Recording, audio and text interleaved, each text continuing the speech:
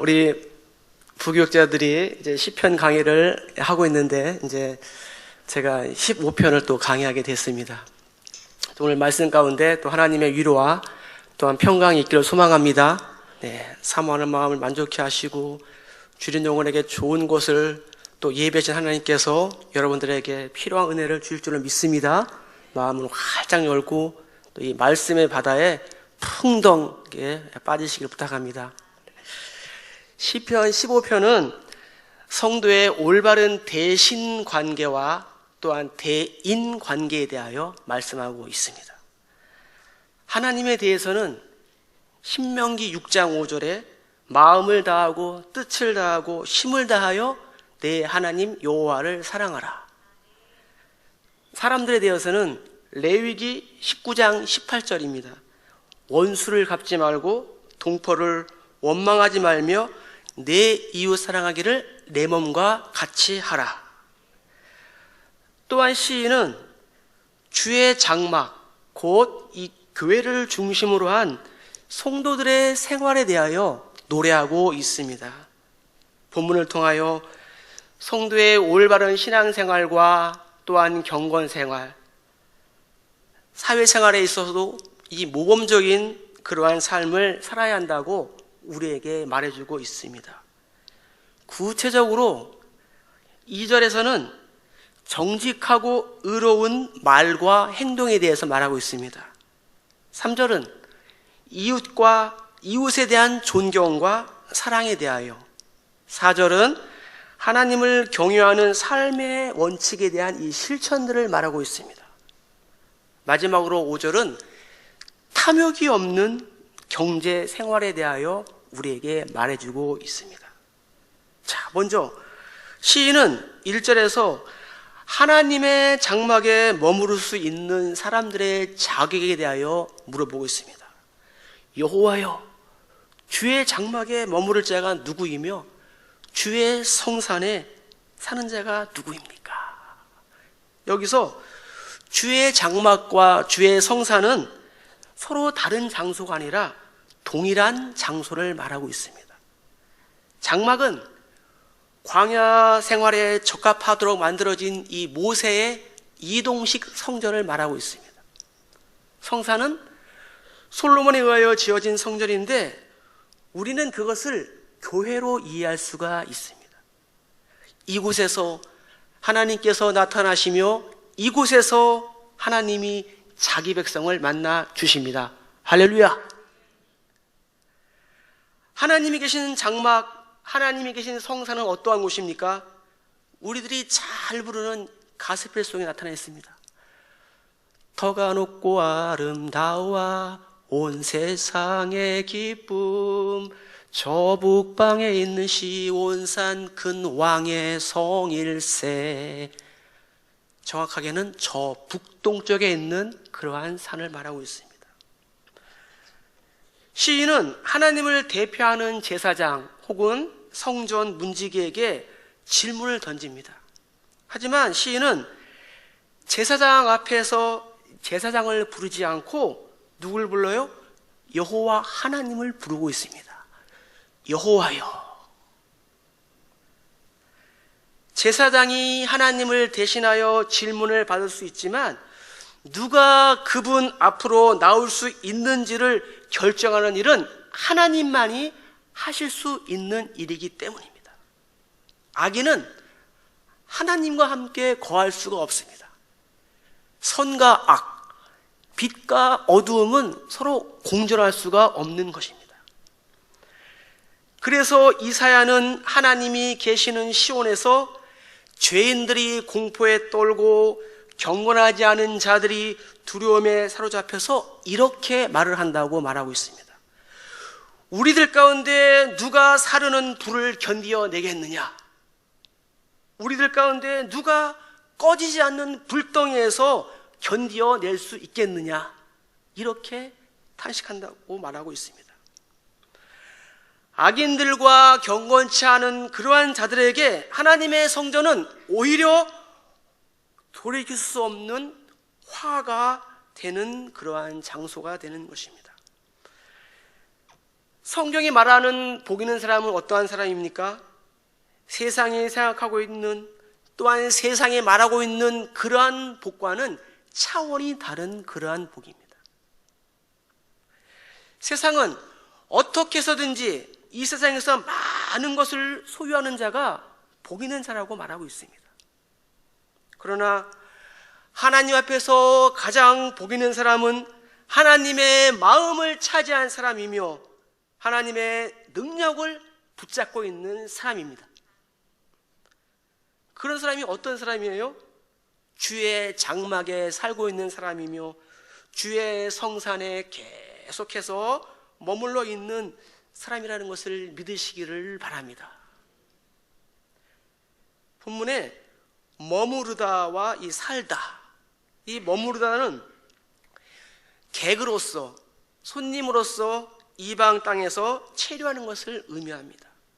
또한 살다라는 이 말도 장막을 치고 거하는 유목민을 연상하게 합니다. 이 두 가지 단어 모두는 우리가 이 땅에서 나그네 인생임을 암시해주고 있는 그러한 말씀입니다. 세상에는 참된 안식과 참된 평화가 없습니다. 그러나 하나님의 성산에 거할 때 참된 평안과 안식이 있는 줄 믿습니다. 성도들에게 참된 영의 안식과 참된 평안을 찾으며 하나님의 보호를 받을 수 있는 곳은 바로 주님의 품인 것입니다. 그래서 찬송가에도 이렇게 찬양하고 있습니다. 주 날개 및 평안하다 그 사랑 끊을 자 누이뇨. 주 날개 및 내쉬는 영혼 영원히 거기서 살리. 하나님을 가까이 하라. 그래야만 너희를 가까이 하시리라.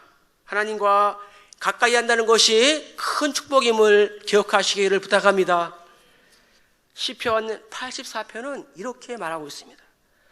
주의 궁정에서 한 날이 다른 곳에서 첫날보다 나은즉 악인의 장막의 거함보다 내 하나님의 성전 문지기로 있는 것이 좋사오니 라고 고백하고 있습니다. 사랑하는 성도 여러분, 주의 장막인 교회를 더욱더 사랑하시기를 소망합니다. 그런데 왜 교회 당직자 뽑는데 소리를 안 내시는 거예요? 우리 부목사님들이 5개월 동안 야간 당직을 했습니다. 물론 모두 사정이 있으니까 이제 뽑았어요. 신실한 사람 뽑았으니까 혹시 만나시면은 반갑게 대해주시고 또 위로와 격려해 주시기를 바랍니다. 너무 기뻐서 발음도 안 나오네. 그러나 우리가 한 가지 기억할 것은 종교적인 열정이 하나님께 가까이 나아가는 길이 아니라는 거예요. 예를 들어서 가정과 직장을 버리고 수도원에 들어가서 살거나 아니면은 깊은 산속 옹달샘이 있는 기도원에 돗자리 깔고 사는 것이 하나님과 가까이 그러한 사는 삶이 아니라는 거예요. 그런 의미에서 이 이단들의 행위는 아주 잘못된 신앙의 행태인 것입니다. 자기 체면이나 신비적인 이러한 체험을 한 후 교회를 무시하거나 하나님의 말씀을 무시하는 사람은 제대로 은혜를 받은 사람이 아닙니다. 왜냐하면 성령의 사람은 겸손하며 더더욱 하나님의 말씀을 사모하기 때문입니다. 그런 저와 여러분 되시기를 주의 이름으로 축원합니다. 자, 이제 하나님의 장막에 머물 수 있는 사람들의 자격에 대하여 이제 답변을 하고 있습니다. 2절에서 5절까지 보면은 10개의 답이 긍정과 부정의 형태로 이 10계명의 형태로 나타나고 있습니다. 여러분 10계명 다 아시죠? 한번 해볼까요? 자, 제 1계명은 뭘까요? 2계명 조금 목소리가 작아졌어요. 3계명 그래서 제가 초등부 사역을 할 때 우리 아이들에게 가르쳤던 그런 팁을 가르쳐 드리도록 하겠습니다. 여러분 절대로 이제 안 잃어버릴 거예요. 와성경 안 해도 돼요. 김원지 목사님한테 큰일 났네. 혼나겠다. 자, 일은 뭐예요? 일은 다른 신을 내 앞에 두지 말라. 일 다 두 글자를 하는 거예요. 따라서 일 다 이우 우상숭배 3이 3이는 뭐죠? 여호와 이름을 망령되이 부르지 말라. 3이 사안 네 사안 오부 내 부모를 공경하라. 자, 그 다음에 육살, 그 다음에 7간, 팔도는 절대로 안 지를 것 같아요. 팔도강산. 거짓 증거하지 말라. 10탐. 자, 한번 해보겠습니다. 자, 시작. 1, 다, 2, 우, 3, 2, 사, 안, 5, 부, 6, 살, 7, 간, 8, 도, 9, 거, 10, 탐. 네. 이렇게 이 시편 15편이 이 10계명의 형태로 우리에게 말씀해주고 있는 것입니다. 자, 우리 첫 번째로 이 언어 생활에 대하여 실천 생활 사항이 있습니다. 자, 우리 2절 읽겠습니다. 시작. 정직하게 행하며 공의를 실천하며 그의 마음에 진실을 말하며. 네. 먼저 첫 번째는 정직하게 행한다. 하나님의 장막에 거할 자의 첫 번째 조건은 정직하게 행하는 것이라는 거죠. 본문에 정직하다에 대한 히브리의 원뜻은 완전하게, 온전하게, 순수하게 이러한 뜻이 있습니다. 구약 성경에서 정직과 관련 깊은 인물 여러 명이 나오는데 그 중에 한 명이 누구냐면은 노아예요. 성경의 노아에 대하여 말하기를 노아는 의인이요 당대의 완전한 자라. 그는 하나님과 동행하였다고 말하고 있습니다. 또 한 명은 누구예요? 아브라함. 하나님은 아브라함에게 말씀하셨습니다. 나는 전능한 하나님이라 너는 내 앞에서 행하여 완전하라 라는 명령을 받습니다. 또 한 사람은 욥이라 불리는 사람인데 그 사람은 온전하고 정직하여 하나님을 경외하며 악에서 떠난 자라고 성경은 말하고 있습니다. 완전한 삶, 온전한 삶, 이 순수한 삶은 단순한 삶이에요. 단순한 삶. 복잡하지 않은 것, 좀 쉬운 말로 잔머리 굴리지 않는 것. 순수한 삶. 이러한 삶이 하나님의 장막에 들어가는 자격임을 기억하시기를 바랍니다. 두 번째는 공의를 실천한다는 거예요. 공의를 실천한다는 말은 시편이 강조하는 아주 중요한 가르침입니다.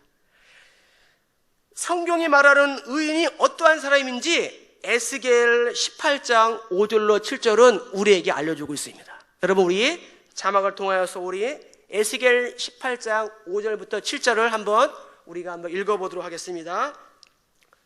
자, 시작. 사람이 만일 의로워서 정의와 공의를 따라 행하며 산 위에서 재물을 먹지 아니하며 이스라엘 족속의 우상에게 눈을 들지 아니하며 이웃의 아내를 더럽히지 아니하며 월경 중에 있는 여인을 가까이 하지 아니하며 사람을 학대하지 아니하며 빚진 자의 저당물을 돌려주며 강탈하지 아니하며 줄인 자에게 음식물을 주며 벗은 자에게 옷을 입히며 별일을 위하여 구워주지 아니하며 이자를 받지 아니하며 스스로 손을 금하여 죄를 짓지 아니하며 사람과 사람 사이에 진실하게 판단하며 내 율례를 따르며 내 규례를 지켜 진실하게 행할진대 그는 의인이니 반드시 살리라. 주 여호와의 말씀이니라. 할렐루야. 공의를 실천한다는 것은 하나님 앞에서 올바로 행하는 것을 말하고 있습니다. 그래서 과거 종교 개혁자들은 하나님 앞에서 생활한다는 의미인 이 코람 데오를 늘 주장했습니다. 코람 앞에서, 데오 하나님 앞에서. 한마디로 공의를 실천하는 자는 여호와의 계명을 따르며 그대로 실천하는 그러한 사람입니다. 자, 세 번째는 진실을 말한다고 말씀하고 있습니다. 진실은 마음속의 진실을 말하는 것입니다. 여기서 마음이란 내면과 같은 생각과 의도를 가리키는 거예요. 한 인간의 깊은 내면에 자리 잡은 그러한 생각도 진실해야지 하나님의 장막에 합당한 자가 된다는 것입니다. 그러므로 마음을 방치하는 것은 뭐예요? 영적인 자살 행위인 것입니다. 그럼 여러분들은 무엇보다도 마음을 지키시기를 바랍니다. 잠언 4장에서 무릇 지킬 만한 것보다 더욱 내 마음을 지키라. 생명의 근원이 이에서 납니다. 사랑하는 성도 여러분들의 입술에 그러한 모든 말과 마음의 묵상이 주께 연락되기를 간절히 소망합니다. 그래요.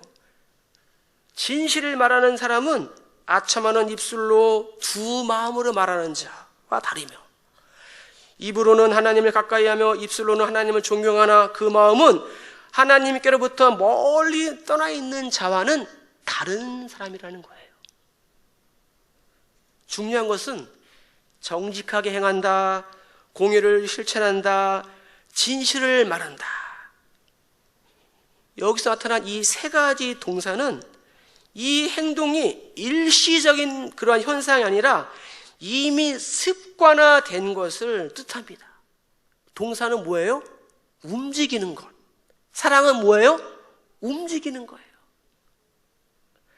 항상 책망할 것이 없이 온전하게 살며 늘 하나님의 계명을 실천하며 언제나 마음이 진실한 자가 하나님의 장막에 들어올 자격이 있다는 것입니다. 사랑하는 성도 여러분, 이 시가 여호와의 장막에 출입하는 그러한 노래입니다. 그럼에도 불구하고 헌물을 드리는 희생 제사와 정결 의식과 같은 문제들이 아닌 윤리적인 삶을 언급하고 있다는 사실을 우리들은 주목을 해야 되는 거예요.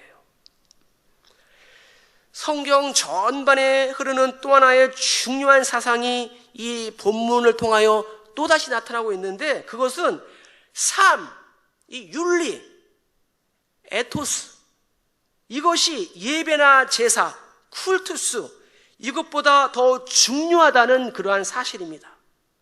사무엘이 뭐라고 얘기했어요? 순종이 제사보다 낫고 듣는 것이 수양의 기름보다 나으니, 호세아는 나는 인애를 원하고 제사를 원치 아니하며 번제보다 하나님을 아는 것을 원하노라, 이렇게 말하고 있는 것입니다. 커다랗게 두 번째로 이제 언어 생활에 있어서 금기할 그러한 사항이 있습니다. 3절을 한번 읽겠습니다. 3절 시작. 남을 허물하지 아니하고 그의 이웃에게 악을 행하지 아니하며 그의 이웃을 비방하지 아니하며. 자, 네 번째는 혀로 남을 허물하지 않는다. 2절이 1절 질문에 대한 원론적인 답변이라면은 3절부터 5절은 보다 구체적인 그러한 답변이라고 할 수 있습니다. 자, 3절의 이 세 가지 태도는 모두 혀와 관련이 있습니다. 첫 번째, 그 혀로 남을 허물하지 아니하고. 허물을 말하는 자는 몰래 다니면서 다른 사람들의 잘못을 캐내어 그것을 사방에 퍼뜨리는 그러한 사람을 말합니다. 옛날 구성경에는 참소하다라고 말하고 있습니다. 이것은 발로 돌아다니면서 험담한다는 그러한 뜻이 있습니다. 중상모략, 나쁜 소문을 퍼뜨리거나 남에 대하여 나쁘게 말하거나 남의 이름을 더럽히거나 혹은 얼굴에 먹칠을 한다는 그러한 뜻을 가지고 있습니다. 따라서 야고보는 뭐라고 얘기하고 있습니까? 우리가 다 실수가 많으니 만일 말에 실수가 없는 자라면 곧 온전한 사람이라. 말에 실수를 하여 모든 은혜를 쏟아버리는 일을 하지 말아야 한다는 것입니다. 그래서 격언에도 이러한 말이 있습니다. 웅변은 은이요, 침묵은 금이다. 여리고성이 침묵을 하며 하나님 말씀에 순종할 때 무너졌음을 기억하시기를 바랍니다. 안 된다, 못한다, 실패한다. 여러분, 자신이 없으면 어떻게 돼요? 침묵하시기 바랍니다. 그것이 상대방을 도와주는 지혜인 것입니다. 다섯 번째는 악을 행하지 않는다고 말하고 있습니다. 악은 온갖 나쁜 일, 나쁜 행동으로 이웃과 친구와 이 동족을 괴롭히는 것을 말합니다. 성도는 남에게 도움이 되어야 될 줄로 믿습니다. 사랑의 시작은 남을 이용하는 것이 아니라 상대방을 있는 그대로 인정하는 데부터 시작하는 거예요. 성령의 9가지 열매 중에 자비가 있어요. 자비는 뭐예요? 곧 친절인 거예요. 친절. 결국 따지다 보면은 남에게 친절을 베푸는 것은 모두 다 나 자신을 위한 것이 됩니다. 그래서 베드로는 이렇게 고백하고 있습니다. 너희가 이방인 중에서 행실을 선하게 하여 비방하는 자들로 하여금 너희의 선한 행실을 보고 오시는 날에 하나님께 영광을 돌리게 하라.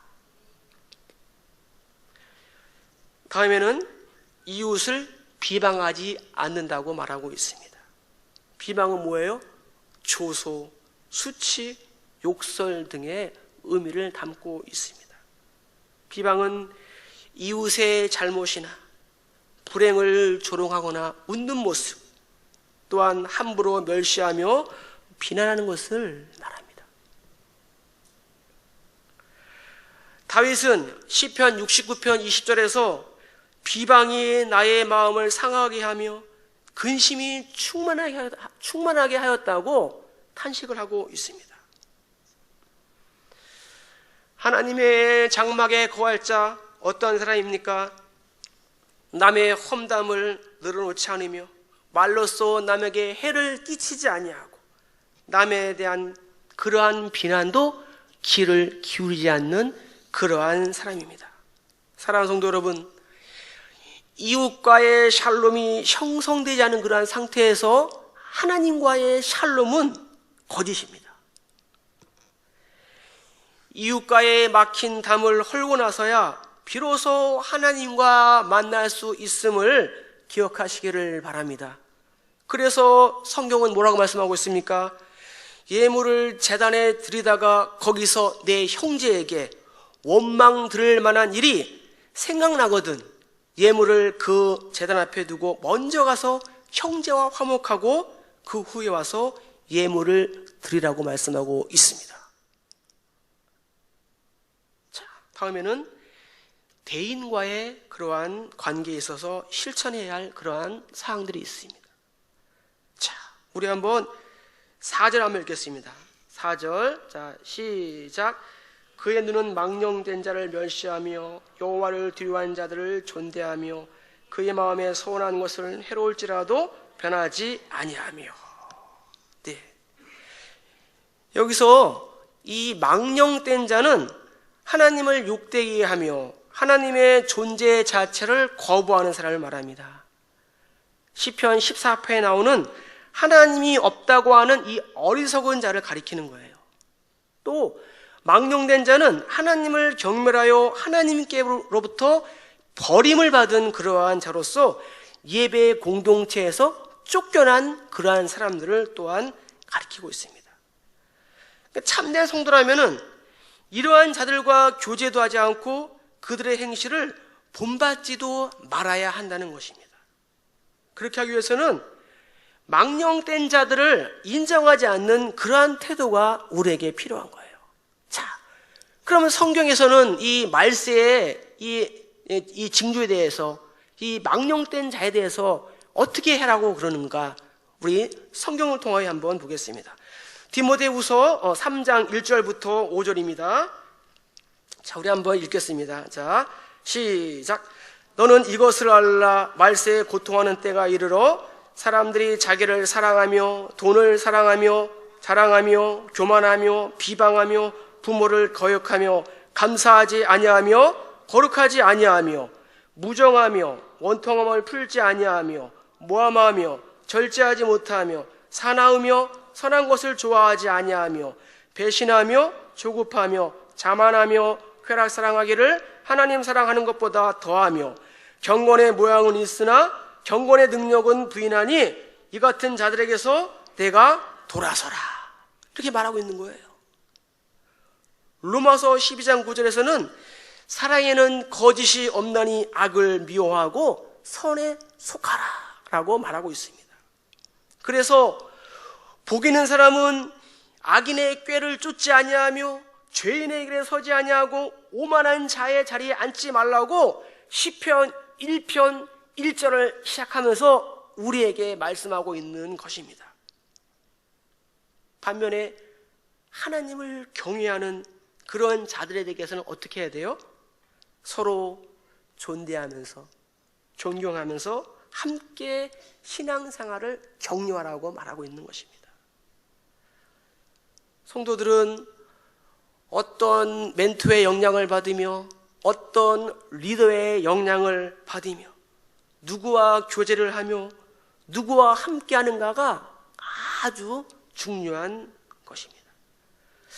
그런 의미에서 우리 교회는 참 건강한 교회 같습니다. 아멘 안 하시는데? 할렐루야!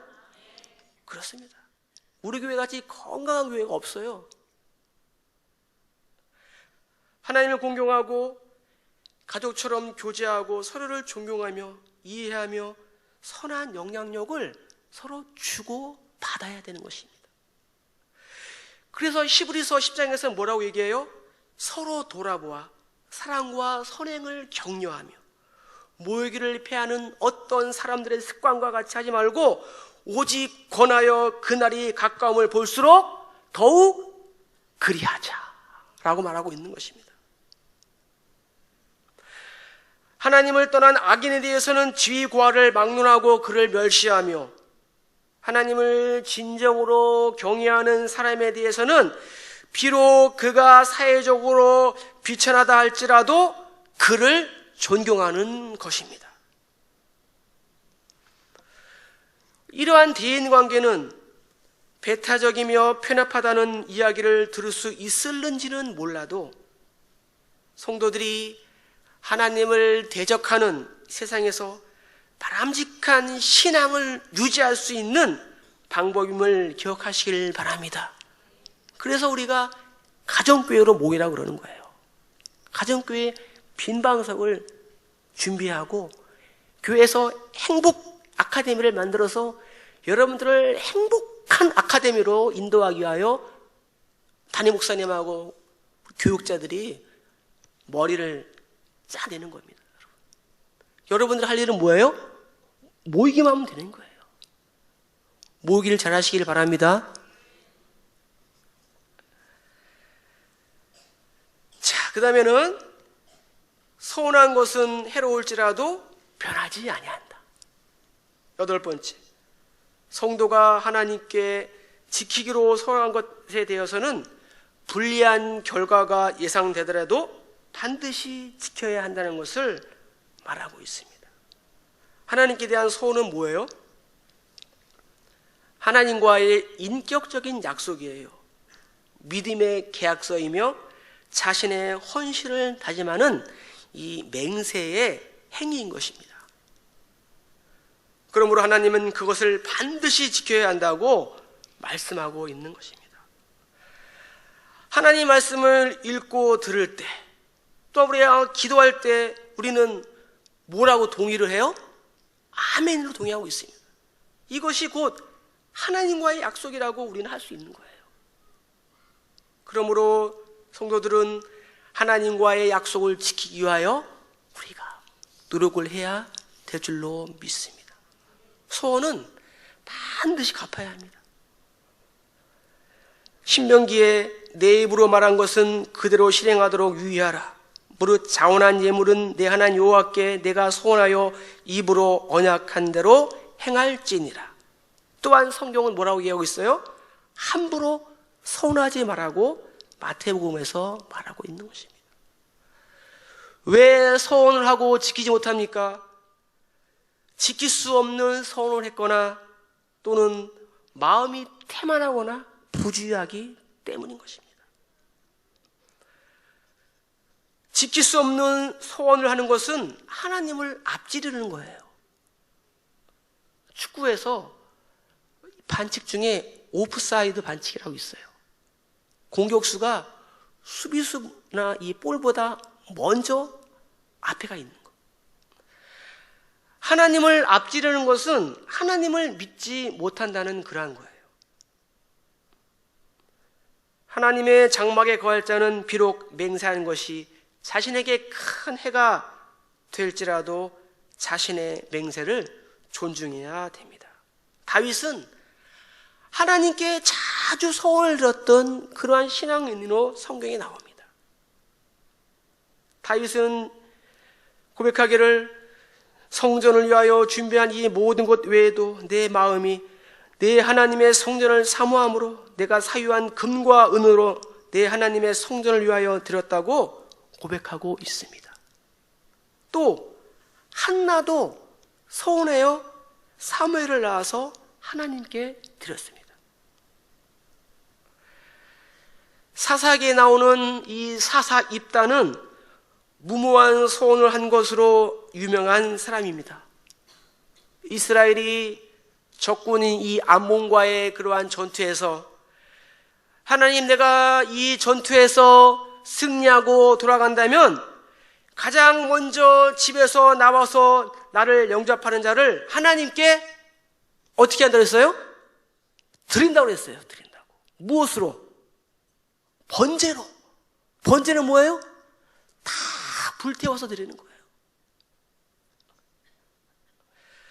승리를 한 후 그가 집으로 돌아가자 가장 먼저 나와서 영접한 자는 누구였을까요?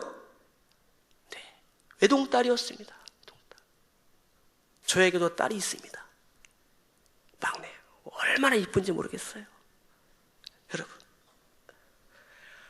입다는 자기 옷을 찢고 땅을 치며 통곡했습니다. 하지만 그는 내가 여호와를 향하여 입을 열었으니 능히 돌이키지 못하리로다 하고 자신의 딸을 하나님께 번제로 드렸습니다. 성도는 서원함에 있어서 입다와 같이 무모해도 안 되지만 서원을 한 후에는 입다를 귀감으로 삼아야 될 줄로 믿습니다.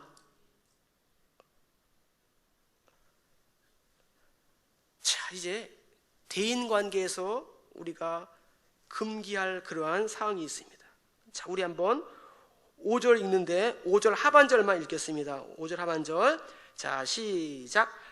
이자를 받으려고 돈을 구워주지 아니하며 뇌물을 받고 무죄한 자를 해하지 아니하는 자니. 네, 여기까지. 자, 우리가 8가지 했습니다. 이제 2가지 남았어요. 여러분 잘 따라오고 계시죠? 자, 9번째는 이자를 받으려고 돈을 구워주지 않는다는 거예요. 이자는 히브리어로 물어 뜯는다라는 그런 뜻을 가지고 있습니다. 여기서는 이 고리대금과 이 뇌물이라는 금전 문제에 대하여 말하고 있습니다. 성경의 법에 의하면은 동족에게 돈을 빌려주는 것은 철저하게 도움을 줄 목적으로만 행해야만 됐습니다. 현재 이스라엘은 높은 기술력과 이 근면성으로 인해서 이 사막조차도 푸른 초장으로 바꾸는 그러한 우리나라의 그러나 한강의 기적을 만들었습니다. 그러나 다윗 당시 이스라엘은 황무한 이 사막이 땅의 대부분을 차지했습니다. 척박하고 농사가 어려운 그러한 바위덩어리 땅과 지중해에서 불어오는 더운 바람, 또 넓은 광야가 대부분이었습니다. 그러니 당연히 이 농산물이 부족해서 먹을 식량이 거의 떨어질 이맘때, 가을이나 이 겨울이 되면은 가난한 사람들은 부자들에게 많은 이자를 약속하고 이 곡식을 구워서 가져오게 되는 거예요. 그 결과 가난한 사람의 이자는 눈덩이처럼 불어나고 아무리 농사를 지어도 빌린 곡식의 이자를 갚기에도 힘겨운 상황이 반복이 되었습니다. 그리고 나중에는 이 빚 때문에 부자의 노예나 종으로 팔려가는 일이 종종 발생했습니다. 이런 일들은 이 이스라엘뿐만 아니라 사람의 인권이 무시되던 그러한 과거에는 어느 나라에서나 있었던 그러한 일이라는 거죠. 다윗은 이러한 자들을 비판하며 이 고리대금하는 사람들이 하나님의 장막에 들어갈 수 없다고 질타하고 있는 것입니다.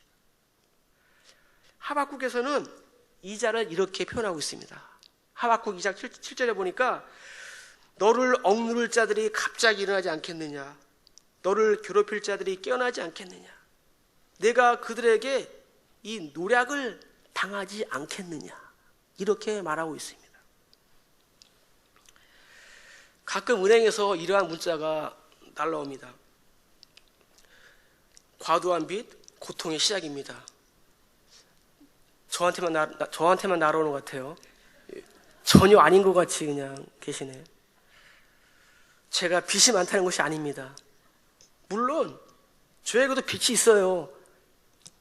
예수님으로부터 구원받은 빚, 또 사랑하는 성도들에게 받은 그런 사랑의 빚, 이러한 빚이 있습니다. 저는 이렇게 살고 있습니다. 내일 일은 난 몰라요. 하루하루 살아요. 불행이나 요행함도 내 뜻대로 못해요. 레위기 25장에는 이렇게 말하고 있습니다. 너는 그에게 이자를 위하여 돈을 구워주지 말고 이익을 위하여 내 양식을 구워주지 말라. 출애굽기에서는 내가 만일 너와 함께한 내 백성 중에서 가난한 자에게 돈을 구워주면서 너는 채권자같이 이자를 받지 말라. 신명기에서는 형제에게 구워주거든 이자를 받지 말지니 돈의 이자, 식물의 이자, 이자를 낼 만한 모든 것의 이자를 받지 말라고 말하고 있습니다. 동족이 돈이 필요로 한다는 것은 그에게 상당히 어려운 상황에 놓여 있다는 것을 우리가 전제를 해야 되는 것입니다. 이런 사람들에게 돈을 빌려주고 높은 이자를 받는 것은 그의 고통을 제거하도록 도와주는 것이 아니라 어떻게 해요? 오히려 고통을 더 심화시키는 일이라는 것입니다. 본인은 이자로 인하여 금전적인 이득을 볼지는 몰라도 손해를 본 사람은 절대로 예수를 믿지 않을 겁니다. 따라서 빈궁한 동족에 대한 금전 거래는 구호적인 차원에서만 이루어져야 했습니다. 여러분, 교회에서 돈놀이 하면 돼요, 안 돼요? 안 돼요. 함무라비 법정과 고대 문서에서 이자에 대한 규정이 있습니다. 당시 고대 중동에서도 이 고리대금이 성행하였습니다. 바벨론에서는 33.3%의 이자를 요구했어요. 아수르에서는 이자율이 무려 50%를 육박했다고 말하고 있습니다.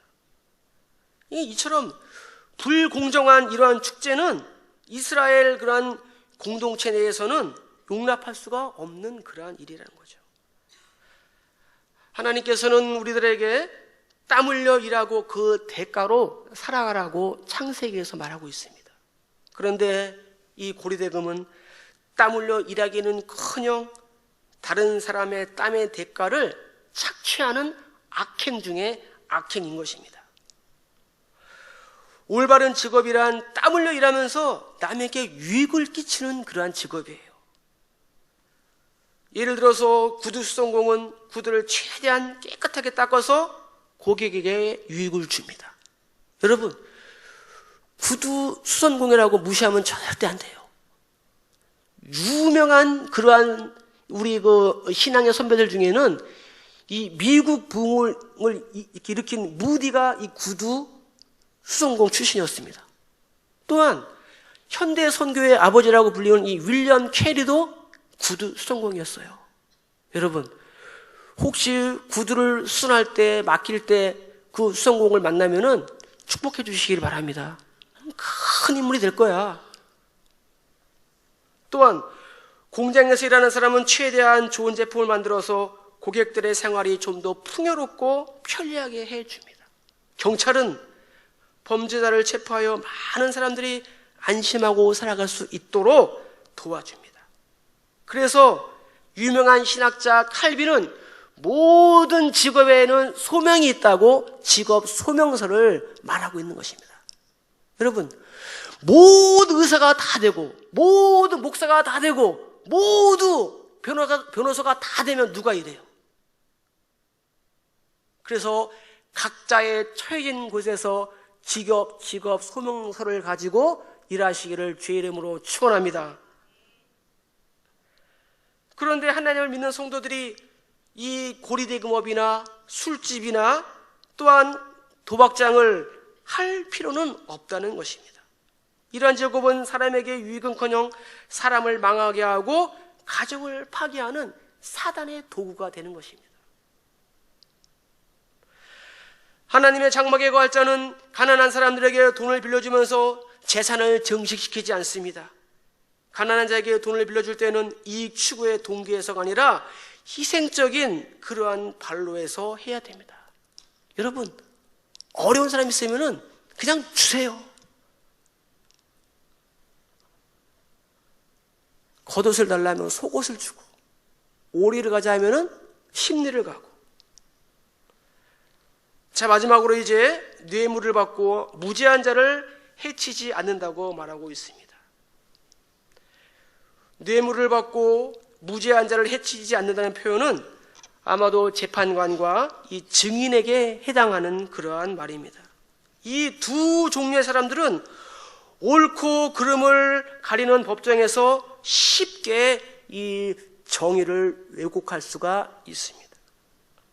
사무엘은 이스라엘 사사 가운데 가장 위대한 사사 중에 한 명으로 왕의 영광보다도 더 존귀한 그러한 영광을 받았던 영적 지도자였습니다.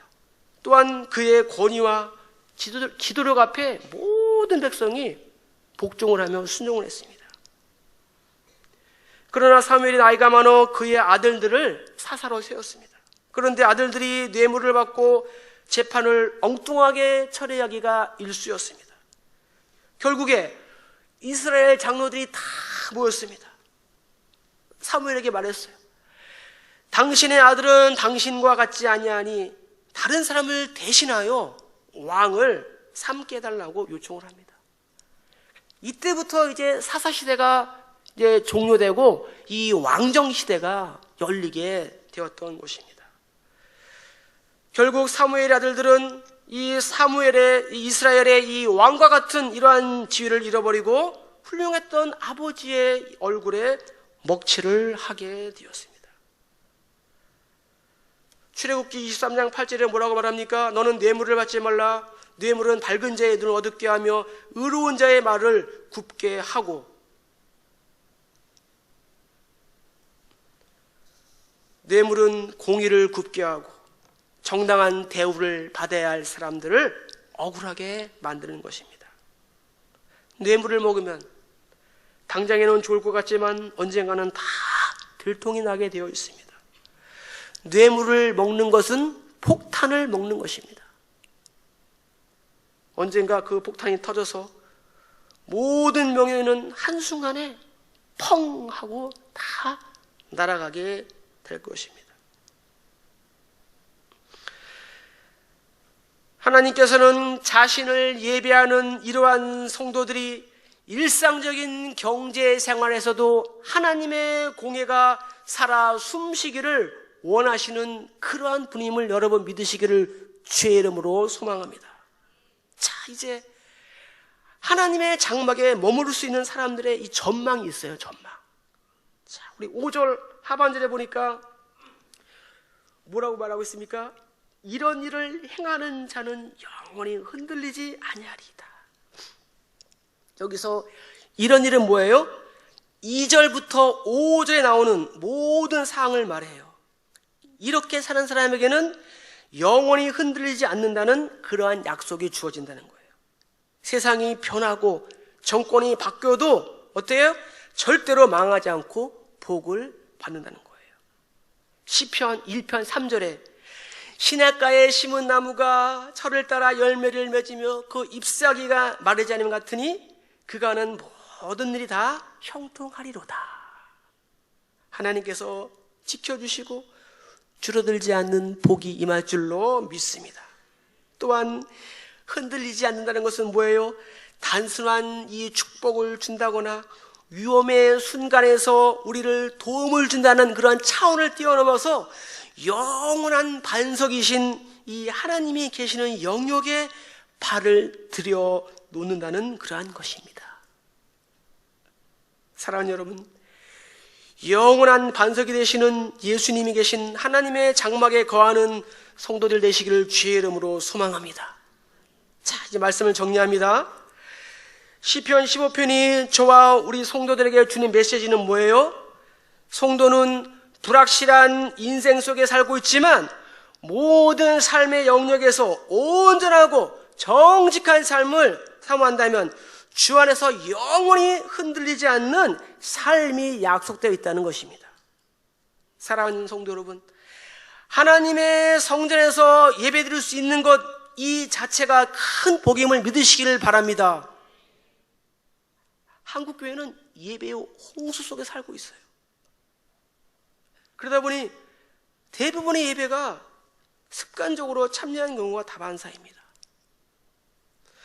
교회 문 앞에 들어가기 전에 스스로 나에게 오늘 나는 주의 장막에 거할 자격이 있는가 라며 매번 자문해 보시기를 바랍니다.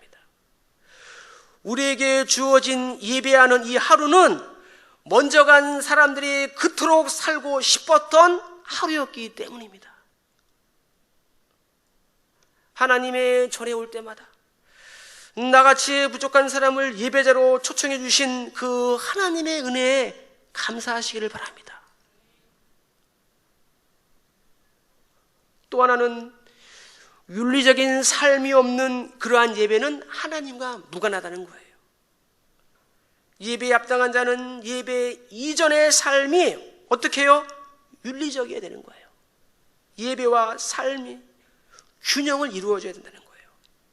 하나님은 예배의 자리에서만 계시는 것이 아니라 성도들의 일상적인 삶의 복판에도 현존하신다는 것을 여러분 기억하시기를 바랍니다. 그래서 우리가 썬데이 크리스찬으로만 머물지 말고 매일매일 그리스도인으로 살아가시기를 소망합니다. 하나님이 원하시는 이 윤리적인 삶과 결여된 예배는 하나님과 무관한 무의미한 인간의 하나의 행사에 지나지 않기 때문입니다. 또한 이웃과의 샬롬이 없이는 하나님과의 샬롬은 없다는 거예요. 오늘의 사회는 경쟁 사회예요. 적자 생존의 원리를 부추기는 사회입니다. 각자의 경쟁 상대를 정해놓고 그를 넘어뜨리고 앞서가야지만이 살 수 있도록 인생의 성공적인 모델로 부각을 시키고 있습니다. 그러나 성도들은 어떻게 해요? 더 이상 경쟁의 대상자가 아니라 같은 운명의 공동체임을 기억하시기를 부탁합니다. 그래서 서로 도와가며 더불어 살아가야 할 소중한 친구요, 소중한 벗임을 기억하시기를 바랍니다. 왜냐하면 하나님이 원하시는 것은 한 개인의 구원뿐만 아니라 개인과 이웃 모두의 구원이기 때문입니다. 사랑하는 성도 여러분, 영원히 흔들리지 않는 그러한 신앙으로 하나님의 집에 영원토록 거하시는 저와 여러분 되시기를 주의 이름으로 축원합니다. 말씀을 기억하면서 주께 힘을 얻고 그 마음에 우리 찬양하겠습니다.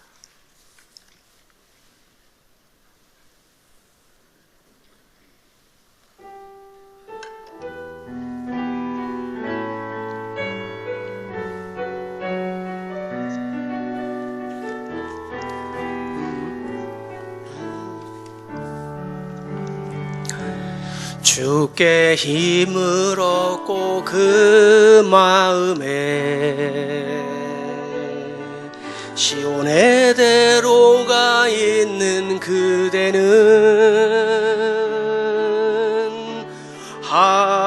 하나님의 축복의 사람이죠. 주님 그대를 너무 기뻐하시죠. 주의 집에 거하기를 사모하고 주를 항상 찬송하는 그대는 하나님의 축복의 사람이죠. 주님 그대를 너무 사랑하시죠. 그대 섬김은 아름다운 찬송, 그대 헌신은 향기로운 기도, 그대가 밟는 땅 어디에서라도 주님의 이름 높아질 거예요. 주께 힘을 얻고 주께 힘을 얻고 그 마음에 시온의 대로가 있는 그대는 하나님의 축복의 사람이죠. 주님 그대를 너무 기뻐하시죠. 주의 집에 거하기를 사모하고 주를 항상 찬송하는 그대는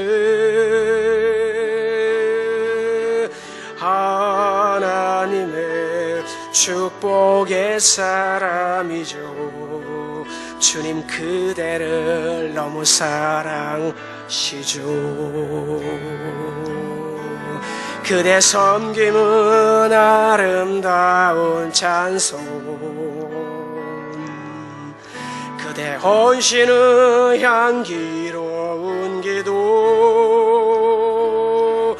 그대가 밟는 땅 어디에서라도 주님의 이름 높아질 거예요. 우리 말씀을 기억하면서 한번 기도합시다.